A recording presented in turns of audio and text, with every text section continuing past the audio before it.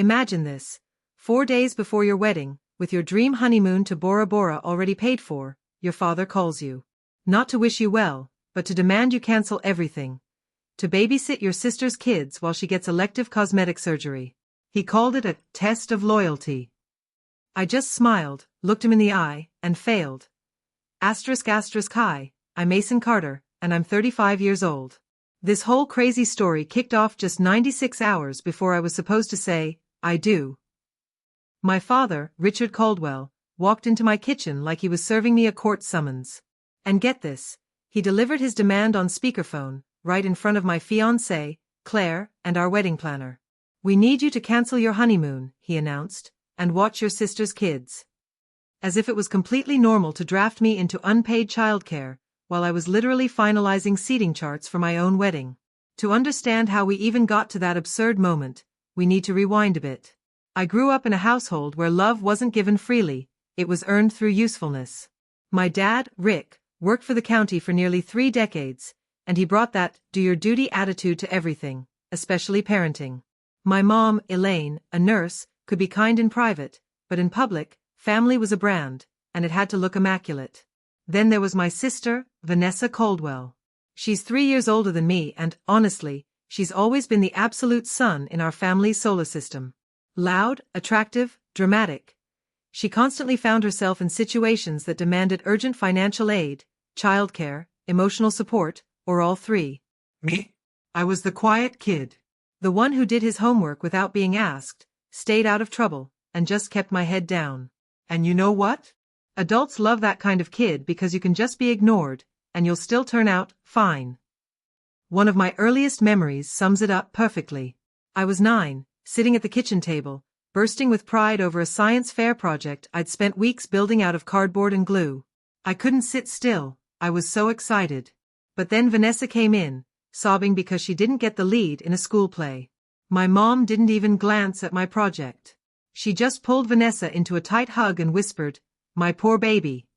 My dad? He just looked at me and said, "Mason, clean up your mess. Your sister needs us." It was always that way. Vanessa needs. Mason can handle it. When I was 16, I made the varsity soccer team. My dad swore he'd be at my first home game. He wasn't. Vanessa had a panic episode, because some guy didn't call her back. So, my parents took her out for ice cream. Called it family time. The next day, my dad just patted my shoulder and said, "You're tough. Your sister is sensitive." At 18, I got a scholarship offer to a really good engineering program. I remember gripping that letter so tight, terrified it would somehow float away. My parents were ecstatic. For about 60 seconds. Then Vanessa announced she wanted to go to some expensive out-of-state private university. Suddenly, my scholarship wasn't a success, it was just convenient. It meant they could funnel money into Vanessa's tuition and call it balanced parenting. The only person who ever said the quiet part out loud was my Uncle Frank Holloway, my mom's older brother. He wasn't rich or flashy. He owned a small auto shop and smelled permanently of motor oil and peppermint gum. He'd look at me over his coffee cup and say things like, "You're not a spare tire, Mason. Don't let them keep you in the trunk." I used to just giggle. It sounded like a weird joke. But he was the first adult who made me feel seen, not just handled. Fast forward, and I did exactly what the responsible child does. I worked hard, got my degree, moved to the DC area, and worked my way up. I got a job title that, finally, made my parents proud in the only way they seemed to understand. I'm an engineer by training, but I moved into HR and operations because I'm good with people, systems, compliance, and, well, fixing broken processes. I work for a big multinational corporation now. It's stressful, sure, but it pays well, and I'm good at it. I live in Washington, in a row house that's slowly becoming a home, not just a crash pad. And then there's Claire Bennett, my fiancée. She loves planning. She orchestrated our wedding like she was creating a perfect little cosmos. All I had to do was show up and not mess it up, which, if you know my family, is sometimes too much to ask. As I got older, the family dynamic shifted. It wasn't just emotional favoritism anymore, it spiraled into financial dependency. It started small, as it always does. When I was 25, my dad called. "Vanessa's a little short on rent this month, you know how expensive everything is." I sent $750. It felt like the adult thing to do. 3 months later, Vanessa's car needs repairs, she can't get to work. I sent $1,500. Then, your mother's credit card got a little high because of medical bills. I sent $1,400. But then, my mom accidentally emailed me the wrong document. I saw medical invoices mixed with spa appointments and shopping receipts. When I asked about it, she got defensive. Are you auditing your own mother after everything we've done for you? That phrase, after everything we've done for you, was like a master key, unlocking guilt on command. Vanessa eventually married Brandon Pierce, who played the charming provider in public but the bewildered, helpless man in private. They had 3 kids, Mia, Pierce, and Leo. And suddenly, every conversation revolved around childcare. Vanessa would call me, sobbing, saying she was overwhelmed. By the end of the call, I'd be committed to watching the kids on Saturday so she could relax, and I'd have transferred money because Brandon's salary was delayed. Brandon's salary, by the way, was always delayed, like it had a personal vendetta against being on time. One year, I actually tallied it up: random transfers, emergency funds, family shortages. I'd sent something like $27,300 in 11 months. That number made me sick. Not because I couldn't afford it, but because I hadn't even noticed it was bleeding away. It was like a financial hemorrhage you can't see until the floor gets slick. That's when I started keeping records. Nothing fancy, just a spreadsheet with dates, amounts, and what it was for. Uncle Frank would call me on Sundays, asking about work. One day, I jokingly mentioned the spreadsheet. He didn't laugh. Good, he said. Paper beats poetry. Feelings won't save you when they rewrite history. I didn't fully grasp what he meant then. I would. When Claire and I got engaged, I naively thought the family dynamic would soften. Weddings make people sentimental, right? Love, togetherness, happy tears. They behave. My family, though? They saw my engagement as just another opportunity to bargain for my time and money. My mother's first question wasn't about Claire's ring or our future. It was, will you make sure Claire has a role? She'll be devastated if she's not important. My father's first question, how much are you spending? Don't be wasteful. Meanwhile, my parents had just helped Vanessa upgrade to a bigger home because her kids needed a yard. They didn't have the cash. They took a loan from their retirement account. I only found out when my dad casually mentioned it and then asked if I could help refill their funds. I asked Claire what she wanted our boundaries to look like. She's far wiser than me in these things. She said, your family treats you like a resource, and I don't want our marriage to start with me watching you be drained. We agreed on something simple: we'd pay for our own wedding. No borrowing, no strings attached. And we booked our honeymoon early. No opinions, no committees, no family needs. Bora Bora wasn't some random flex. Claire had a photo of the Blue Lagoons glued inside her childhood notebook. She grew up in a modest apartment and always said she wanted to swim in glass-like water someday. So, we did it. We saved. We planned. We paid the deposits.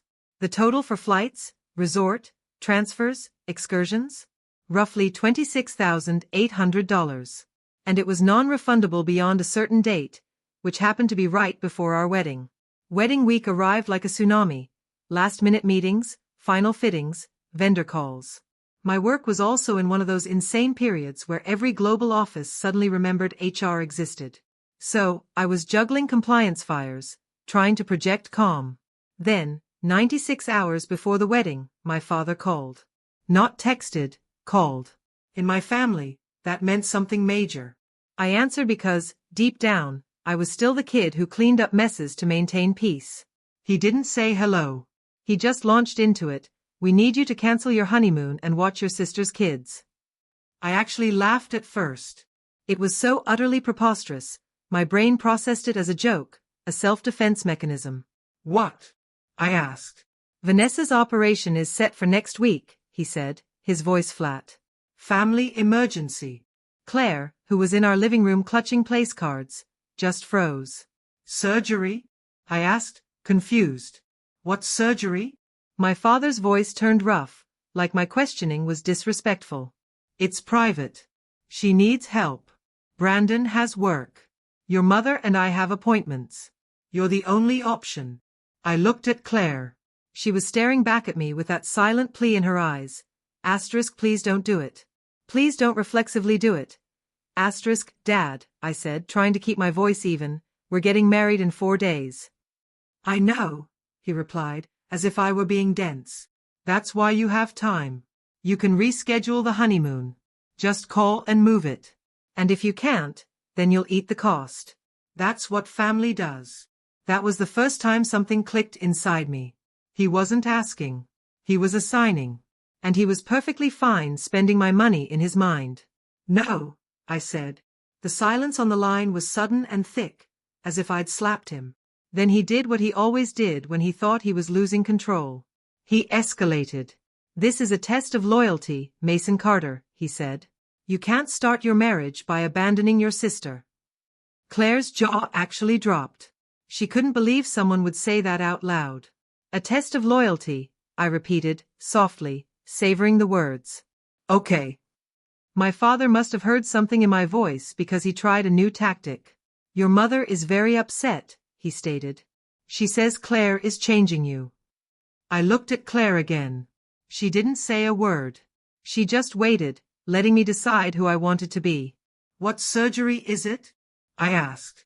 My father hesitated. Just a fractional reconstruction, he said. That term, fractional reconstruction, was so perfectly chosen, it made my skin crawl. It sounded serious, noble, designed to make me feel terrible if I didn't cooperate. But I'd been in HR long enough to know that when someone is vague, it's because the specifics would ruin the story. Send me the details, I countered. What hospital? What doctor? What paperwork? If it's a family emergency, I need to know what I'm walking into. Don't interrogate me, he snapped. Then don't draft me, I replied. He hung up. My mother called 6 minutes later, sobbing so dramatically it felt staged, like she was reading from a script. Mason, please, she wailed. Your sister is scared. What surgery, Mom? I asked again. She doesn't want everyone to know. My mom cried, louder. Mom, I'm not canceling my honeymoon on a whim. What is the surgery? There was a pause, then a slightly softer voice in the background. Vanessa, my mom said, not terrified, but irritated. Tell him it's my mommy makeover, Vanessa said, as if ordering a coffee. My mother shrieked at her, as if she'd spoken too loudly. I blinked. Mommy makeover? I repeated. Vanessa snatched the phone. Mason Carter, this isn't your business. It's elective, yes, but I need it. My body is ruined. Brandon isn't attracted to me anymore. I almost lost it right then. But what I felt, even stronger than anger, was incredible clarity. You want me to cancel a $26,800 non-refundable honeymoon 4 days before my wedding to Babysit because you booked cosmetic surgery? I asked. She snapped. It's not cosmetic. It's medical, for my mental health. That's not how insurance codes work, I mumbled, instantly regretting sounding like HR. My mother jumped back on the line, trying the guilt trip again. Mason, your sister has done so much for you. I actually chuckled, but it was a dark, melancholy sound. Name one thing, I said. My mother went silent, because we both knew the answer. Then my father called back. Not to apologize, but to threaten. If you don't do this, don't expect us to show up for you. Something inside me felt strangely tranquil. Dad, I said, you're already not showing up for me. You are attempting to take. He launched into a rant about respect, family, and responsibility.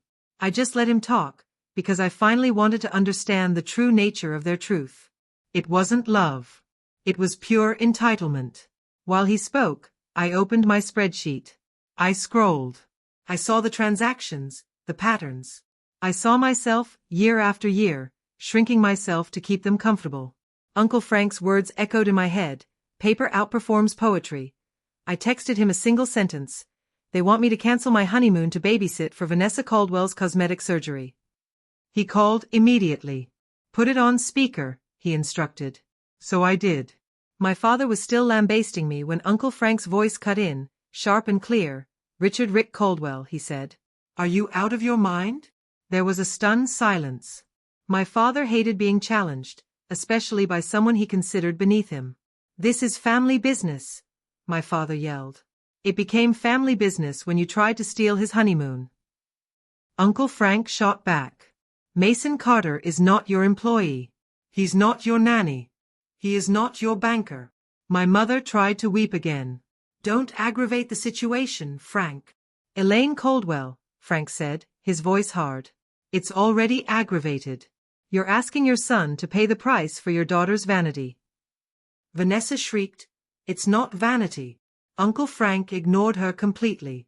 "Mason," he said, "tell them no, and send me your records." My father barked, "Records? "What records?" And that's when it hit me. They never intended for me to keep proof. They wanted me to be grateful for scraps of approbation, but too embarrassed to ever count the cost. I looked at Claire. Her eyes were shining, but she wasn't crying. She looked proud and exhausted, like she'd been holding her breath for years and was finally exhaling. "Mason Carter," my father said, his voice laced with venom, "this is your final opportunity. Do you choose your sister or selfishness?" He said it as if my marriage was some frivolous hobby. I could have argued. I could have explained. I could have begged them to understand. But I didn't want to anymore. I wanted freedom. So, I grinned. Even though they couldn't see it over the phone, it was for me. "You said it's a test of loyalty," I said. "Yes," my father snapped. "I failed," I said, and then I hung up. I blocked my father, then my mother, Vanessa, Brandon, and even the aunt who constantly texted, "Family is everything." My hands were trembling, but not from fear. It was exhilaration, like I'd finally jumped off the cliff I'd been standing on my entire life. Claire whispered, "Are you okay?" "I don't know," I said, "but I'm done." The next 96 hours were a blur. My family didn't show up for the rehearsal dinner. They didn't help. They didn't even send a message. They clearly thought their absence was punishment. But the funny thing about boundaries is that once you stop asking for permission, punishment loses its bite.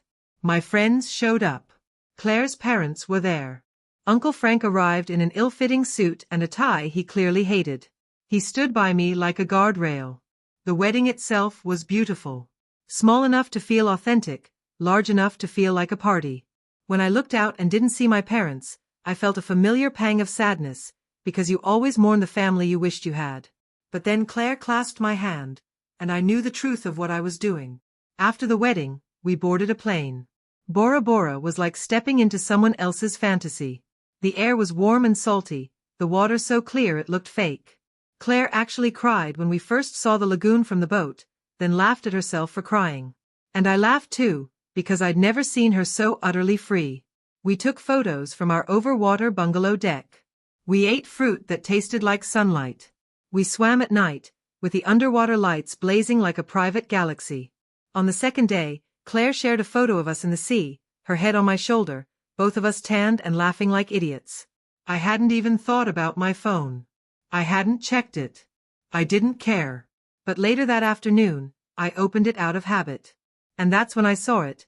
163 missed calls. Dozens of voicemails. Messages from numbers I hadn't blocked yet, meaning my family had basically hired cousins to act as a call center. One message from my mother, from a new number, shrieked, "How could you do this to your sister? She is in pain.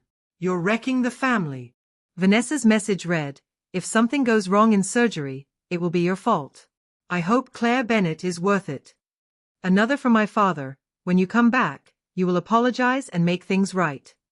The sheer assumption of ownership. Claire saw my face. "What is it?" she asked. I just handed her my phone. She read the messages silently. Then she looked up. "Do you want to respond?" "No," I said. I blocked the new numbers. We went back into the water. I won't pretend I didn't think about them. I did. At night, when it was quiet, I imagined my mother spinning a narrative where I was the villain. I pictured my father's rage simmering. I envisioned Vanessa as the tragic heroine in a predicament she orchestrated. But I also imagined something else, what it would feel like to stop being accessible for use. When we returned to Washington, reality hit like a cold wind. More calls, more texts, more distant families suddenly concerned about togetherness. One relative commented, "Your parents are devastated. They paid for everything for you growing up." I almost typed out my entire upbringing in one scathing letter. But Uncle Frank's voice echoed again, "Paper outperforms poetry." So I sent a single sentence, "Please address any future communications to my attorney." Yes. I retained an attorney. Not because I wanted to sue them for emotional damages or anything crazy. I hired an attorney because I've learned that people who feel entitled to you don't stop with guilt. They escalate. They show up at your house. They call your job. They try to manufacture consequences. My attorney helped me draft a simple notice. No contact, no harassment, no visits to my home or business. Any attempts would be reported. Uncle Frank also helped me with something practical. We went through my financial documents and closed all the open pipes. I'd been paying for a family phone plan because it was easier. Gone. My mother's monthly help payment for utilities? Gone. A credit card I co-signed years ago because my father claimed it would help us build family credit? Closed.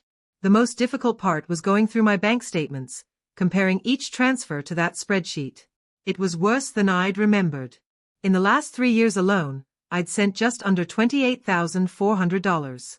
That $24,000 to $29,000 range I'd estimated in my head wasn't exaggerated. It was real. It was money that could have gone to my emergency fund, house repairs, or future children. When I saw everything lined up, I didn't feel triumphant. I felt humiliated. Not because I helped, but because I'd made assisting them my entire identity. My family reacted exactly as you'd expect. First came the wrath. My father left a voicemail from an unknown number, calling me ungrateful, swearing he'd never forgive me. Then came the bargaining. On a Saturday morning, my mother tried to reset the scene by showing up at my house with pastries. Claire opened the door, stepped outside, and closed it behind her. It was a small gesture, but it meant so much. She didn't invite my mother in. She didn't offer her a chair. She just stood calmly on the porch. "I just want to talk to my son," my mother pleaded. Claire replied, "You can talk to his attorney." My mother's face twisted, as if Claire had slapped her. "You are turning him against us." Claire didn't raise her voice. "No," she said. "You did that." My mother started crying, and Claire just stood there, motionless. My mother eventually left, furious that her tears were ineffective. Then the cavalry arrived, relatives, family friends, even someone who hadn't spoken my name in years, all suddenly concerned about me. They all used the same lines, "Your parents are older. Your sister has children. Family is family. You'll regret it." I started responding the same way every time, "I am not going to discuss this. Please speak with my attorney." It made people angry, which is how I knew it was working. They didn't want a boundary, they wanted a debate they could win through guilt. The strangest moment happened 3 months later. I learned from a cousin who still spoke to me that Vanessa's surgery went well. Not life-saving. Not tragic. Fine. She posted selfies after her recovery, talking about healing and self-love. In the comments, she subtly alluded to toxic people who don't support mothers. I looked at the screen and realized something that changed everything for me. My sister didn't want to be supported. She wanted control over the narrative. She wanted the power to make me jump. My father didn't want family unity. He sought obedience. My mother didn't want peace. She desired appearances. And I? I didn't want to be the one who funded and corrected their decisions while they treated me like a disposable tool. The last time I heard my father's voice was through my attorney. He wanted to mediate, which in my family means you apologize, and then everyone pretends nothing happened. My attorney told him no. After that, it became quieter. Not magically, or all at once, but quieter. Claire and I started living like we weren't waiting for the next emotional invoice. We stopped checking our phones every 6 minutes while cooking dinner. We spent weekends doing boring, happy things, like walking through farmers markets and debating paint colors. Uncle Frank came over one Sunday and helped me fix a stubborn cabinet hinge. He didn't say, "I told you so." Instead, he just worked beside me in comfortable silence. He leaned back, wiped his hands on a rag, and asked, "How do you feel?" I really thought about it. I thought about the Bora Bora water and those 163 missed calls. I thought about my father's test of loyalty. My mother's tears, weaponized. My sister's entitlement, disguised as an emergency. And I told him the truth. I felt lighter. And disappointed that it took me this long. Frank just nodded. It takes however long it takes. That night, Claire and I sat at our small dining table and signed paperwork for something boring and adult. Updating beneficiaries, organizing our accounts, securing our future. It wasn't romantic. It wasn't dramatic. But it felt incredibly peaceful. I used to think that walking away meant being cruel, that it meant I'd given up, that I was failing some invisible exam everyone else easily passed. Now I see things differently. Walking away wasn't vengeance, it was about survival. Boundaries aren't a form of punishment, they are truth with consequences. And real family? They don't have the authority to demand the most from you. It's about who shows up respectfully, who treats your life as if it belongs to you. I didn't go to Bora Bora to spite them. I went because I was getting married, and I chose my wife, my future, and my own dignity. If that meant I failed their test, that's fine. I decide who gets a front row seat in my life now. This story, for me, is about the moment a family emergency becomes code for your life doesn't matter, and the profound relief that comes when you finally choose yourself. Mason Carter isn't selfish, he's exhausted. For 35 years, I endured chaos because my family assigned me one role. The fixer, the banker, the one whose needs were unimportant. My parents measured love by usefulness. My sister measured it in terms of access, demanding I cancel a nearly $27,000 honeymoon for elective cosmetic surgery, which had nothing to do with childcare. It was all about power. My father's loyalty test revealed everything. Loyalty to them implied my unilateral sacrifice, all to fund my sister's decisions. When I said, I failed, I wasn't just talking to him. I was rejecting a rigged game I'd played my entire life. This teaches us that family emergency loses all meaning when everything becomes an emergency, except your boundaries. My family used urgency to bypass my consent. Manipulation is unnecessary in real emergencies. If they can't ask without feeling guilty, they're trying to extract from you rather than asking for help. The people most upset by your boundaries are usually the ones who benefited most from your lack of them. Those 163 missed calls weren't concern. They were outraged that their designated resource had gone offline. They weren't upset that I went to Bora Bora, they were upset that I was no longer available for use. Walking away isn't cruel when staying means abandoning yourself. I didn't punish my family. I chose my wife, my future, and my dignity over people who only valued me when I was at my lowest. Sometimes, the most loving thing you can do is let people see what life is like after you stop volunteering to be their solution. So, what do you think? Was I wrong to finally choose myself? Have you ever had to draw a line in the sand with family like this? I really want to hear your stories and your thoughts in the comments below. ****